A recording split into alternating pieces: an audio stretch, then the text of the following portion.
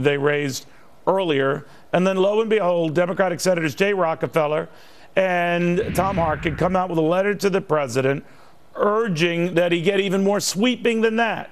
We urge you to reject changes to Medicaid, Medicare, Social Security that would cut benefits, shift costs to states, alter the structure of these critical programs, or force vulnerable populations to bear the burden of deficit reduction efforts. This goes on and on. They're trying to get 30 more senators or so to sign on to that. They're talking about a ratio of so-called spending cuts to revenues, more like 1 to 1. But a big chunk of those alleged spending cuts are rehash cuts from last year's debt ceiling agreement. Just put that back on the table. What we're talking about here then, if you're talking $4 trillion in savings over 10 years, $1 trillion of that is stuff we've already done. $1 trillion of that is for wars in Afghanistan and Iraq that have already been factored for being phased out, so no real cuts there. And then $1 trillion, I guess that's a jump ball because more than $1 trillion of the remaining figure is at tax increases. That isn't 1 to 1. That is a joke. Do not expect Republican Kentucky Senator Rand Paul to sign on. Senator, this thing is getting out of control. Well, you know, since the spending cuts are a fiction, they're not real, they're make-believe, maybe that's what the tax increases should be as well. Now, I don't want to increase taxes. I think the only way to stimulate the economy is to leave more revenue in the hands of those who earned it, leave it in your states. I'd rather have the money left in Kentucky. I haven't seen any money spent in Washington that's useful. Most of it's counterproductive. So let's leave more money in the states and let's cut spending. We're spending too much. You know, but they're not doing that. And I guess much of the Democratic leadership seems to be thinking that this election was a referendum on tax increases. I guess you could, in part, take from the president's victory that maybe his wanting to tax the rich might have been a factor. But I do think Americans were looking at getting spending under control. But that part isn't being considered remotely. You know, if you want to say the public is for raising taxes on the rich, the public's been sold a bill of goods on this. If the public were to know the facts, the rich already pay most of the taxes. We have a very progressive tax code.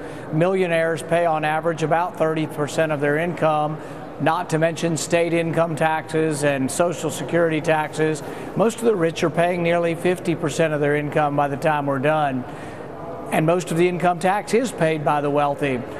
My point, though, is I don't care whether it's the wealthy, the middle class, or the poor. I don't want to divide us. I want to say there's the public sector and the private sector. The only way you get more jobs is by leaving more money in the private sector, no matter whose money it is. We can debate this all we want. I guess now Democrats are saying it is beyond debate. And I maybe foolishly and naively after election night, I thought, well, maybe the president and all sides will rise to this occasion and try to genuinely offer a constructive dialogue to not only get us off the cliff, but lay out a plan to get all of this under control. But I hear talk of stimulus now. Your colleague Chuck Schumer in New York is signing on for what could be a $500 billion jobs plan, and on we go. It's like stimulus is still in vogue, spending is still in vogue, piling up debt is still in vogue.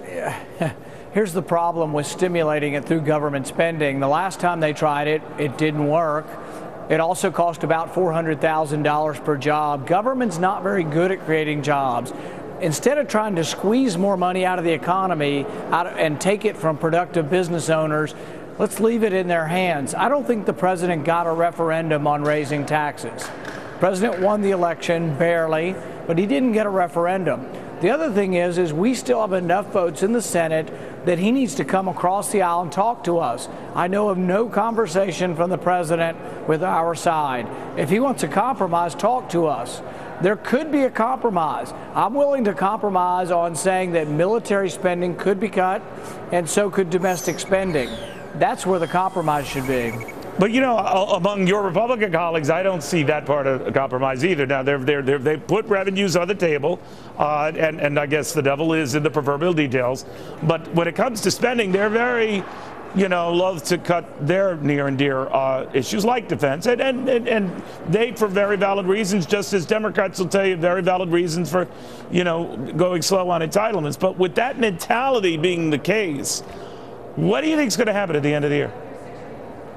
I think there'll be some really big, messy bill made in some sausage factory you'd never want to go to. That bill will be passed.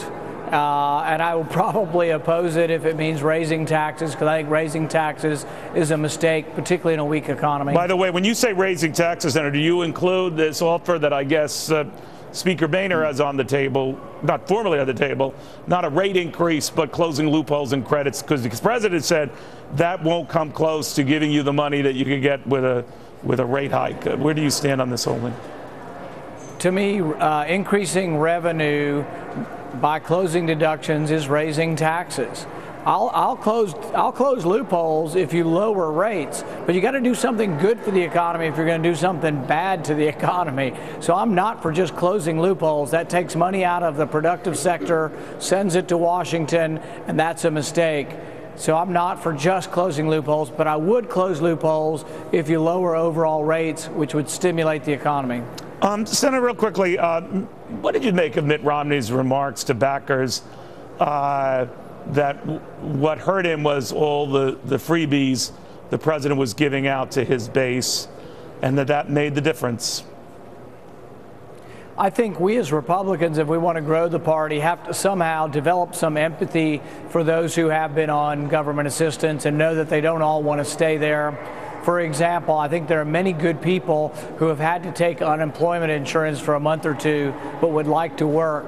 So I don't think everybody on government assistance is a bad person. We need to figure out how to convince them, though, that their life would be better if they'd vote for policies that would help them get a real job and enter the middle class. You seem to be trying to lead the Republican Party maybe in a more inclusive or accommodating direction. Some core conservatives in the party say it's selling out, not you, but that they can't be Democrat-like.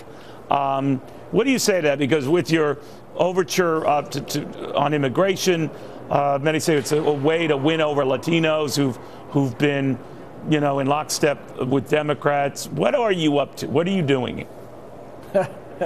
Well, it's always been my opinion that the people that are here, even those who are here illegally, if they'd like to work, we ought to figure out a way to let them work.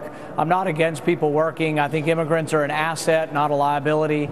And I think Hispanic voters won't listen to us if they think we're angry all the time about immigrants here. I came from a family of immigrants. We came and we worked hard. We spoke our own language for probably 50 years in my community. We spoke German in the church. So I'm not against people speaking Spanish either. But I think we need to convey that, or we're going to become a dinosaur. We're going to become extinct. And I don't think it means we have to compromise our principles. I still want a strict border control. I don't want people coming in illegally. But I think we should be receptive to legal immigrants. And we should figure out how to normalize those who did come here, even if they broke the law. We have to figure out a way, if they're willing to work, to normalize their situation. Also, it does have to do with electoral politics. We're not competitive, and we have to be competitive in these areas where we're not winning. No, you're a good student of math, Senator. That's pretty good. Always good having you, sir. Be well. Thanks.